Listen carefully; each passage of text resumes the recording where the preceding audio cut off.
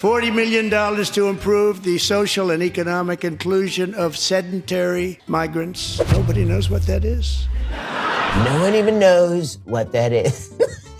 The media apparently have no such qualms about Democrats acting like complete jack, yelling, screaming, acting like just spoiled brat kids on a college campus in the middle of a Tuesday, blocking classes for the other students.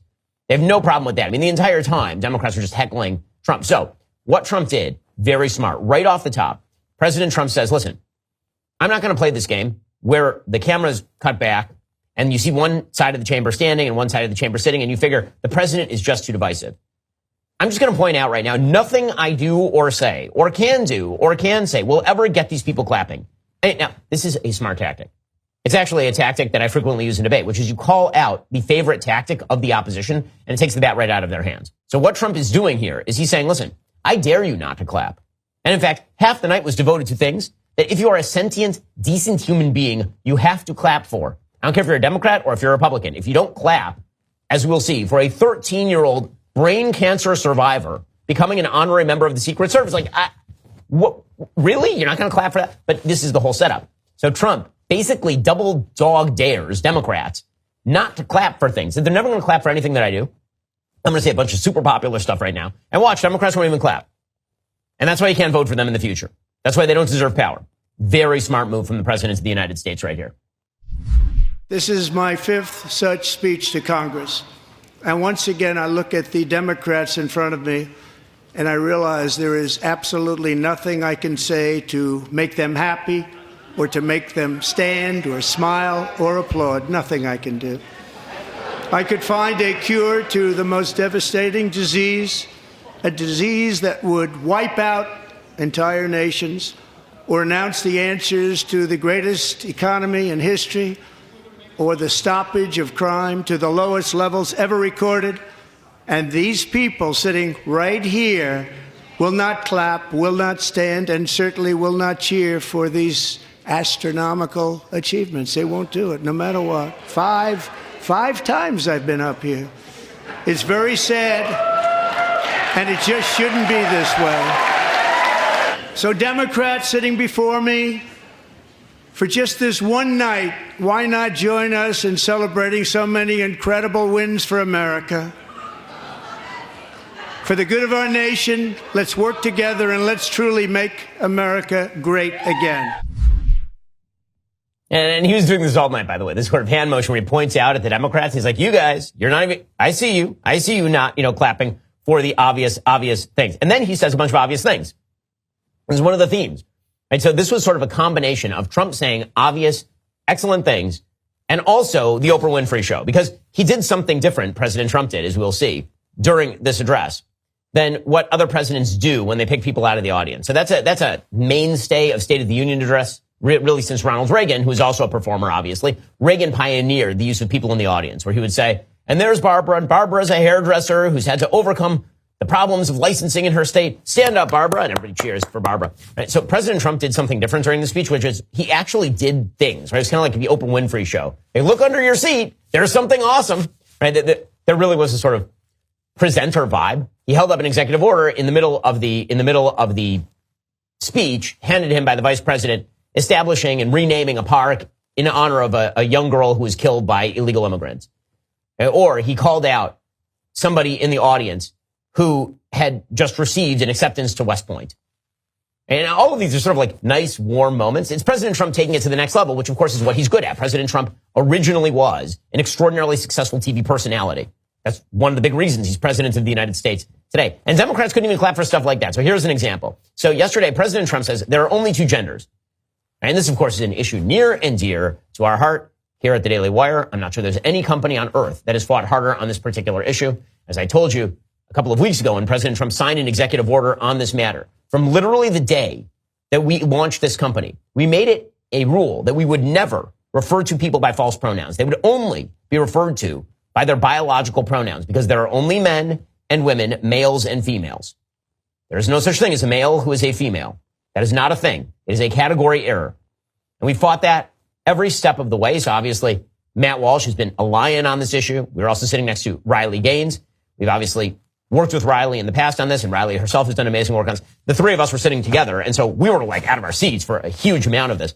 There was a point in the speech where President Trump was talking about two genders, men being banned from women's sports, and then he paid tribute to a young woman named Peyton McNabb.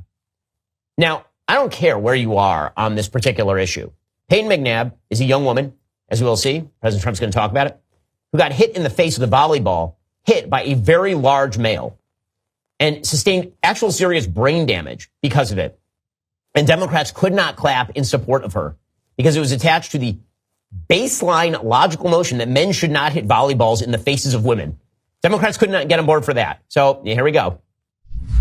We have removed the poison of critical race theory from our public schools, and I signed an order making it the official policy of the United States government that there are only two genders, male and female.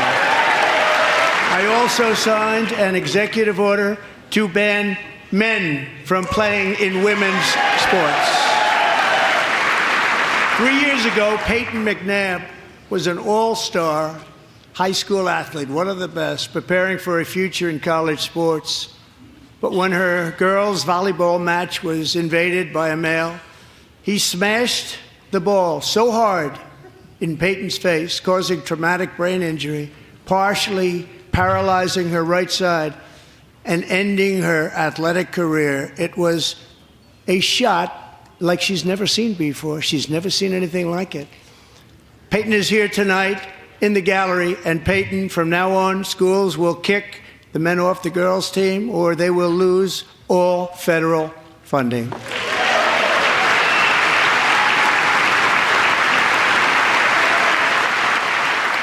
We'll get to more on this in a moment. First, imagine a terrible scenario where you or your loved ones face a threat. Now, your first instinct might be to resort to lethal force, but it's crucial to consider a safer, less lethal alternative first to avoid legal complications associated with firearms in a lot of states these days. Introducing Byrna. Byrna's less lethal pistol launcher is equipped with tear gas and kinetic ammunition designed to incapacitate an attacker for up to 40 minutes, providing a critical window for you to escape or get help while minimizing the risk of permanent harm.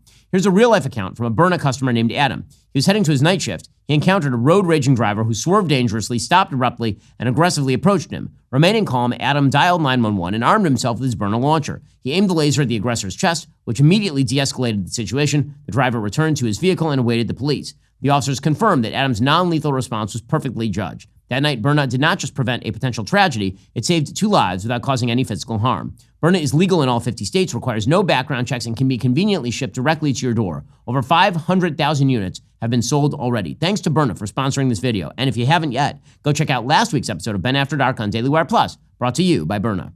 Hey, now, Democrats didn't stand for this. Democrats didn't even cheer for this. Why? Because they want men to play in women's sports. These are 80-20 issues Trump takes the right side of, and then Democrats don't know what to do with it. President Trump also bragged on DOGE, talked about the creation of DOGE. DOGE is highly popular with the American people. Despite all attempts to turn DOGE into some sort of wedge issue for Americans, Americans want an investigation into waste, fraud, and abuse at the governmental level. Democrats have focused their ire on Elon, but the brilliance of what Trump has done with Elon is that Elon can take it. What does Elon care? He's the richest man on earth. What does he care? Okay, so he's a little more unpopular with the people. Good news, he's not actually an elected official, Elon Musk. And it was really funny. There was a point here where Trump was saying we are putting the power back in the hands of the people, taking it away from the unelected bureaucracy. And Democrats started pointing up at Musk. Well, he's unelected. He's literally trying to cut the bureaucracy. You understand? You're making an argument that he shouldn't cut the bureaucracy because he's a bureaucrat cutting the bureaucracy. No, that is not going to wash. Here's President Trump on DOGE. To further combat inflation, we will not only be reducing the cost of energy, but will be ending the flagrant waste of taxpayer dollars. And to that end, I have created the brand new Department of Government Efficiency, DOGE. Perhaps you've heard of it. Perhaps.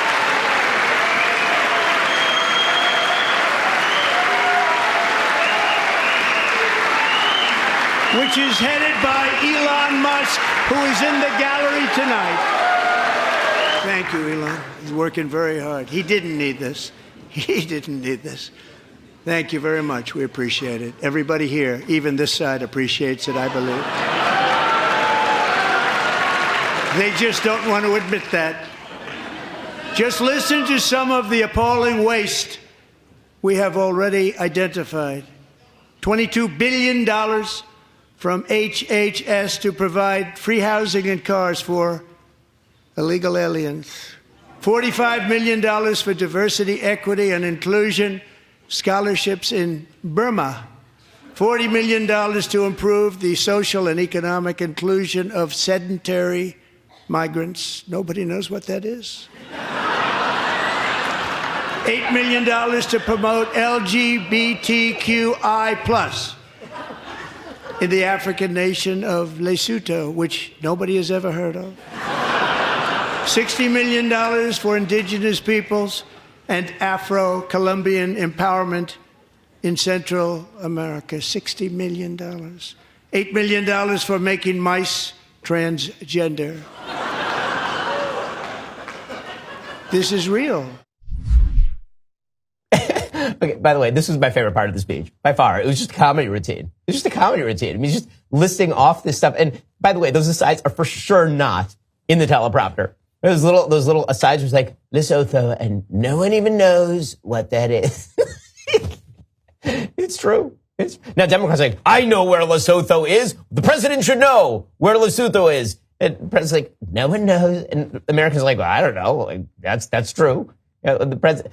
By the way, the way that he does, he's such a comedian. Okay, I think it is worth noting here. Donald Trump is an amazing performer, like an amazing performer. He has two special gifts as a politician. I've seen both of these in action in person. One is he's amazing in a room, like truly incredible in a room. This is an underrated skill. Many politicians don't have it. He talks to people. He actually likes people. He is a people person. And so working a room, he's amazing. His other skill is that he's funny as hell. He really is funny. And so he has comedic timing. And you can't teach comedic timing. It's either a thing you got or a thing you don't. And so the way that he even reads off these inanities is hilarious, right? He says, you know, we're paying for voter transparency in Botswana, right? Like he pauses and then, and the pause, right? The ellipses is before in Botswana. He's saying, we're paying $60 million for voter transparency in Botswana. Right, so you have a moment where you're like, okay, that doesn't sound that bad. And they say, in Botswana, like, oh my God, that's ridiculous. Right? That's great comedic timing. And he did this for a long time in the speech, and it was really funny. Well, that's all for now, folks. Don't forget to like, subscribe, and comment your thoughts down below. Be sure to check out all of the other great content on my channel. I'll see you here next time.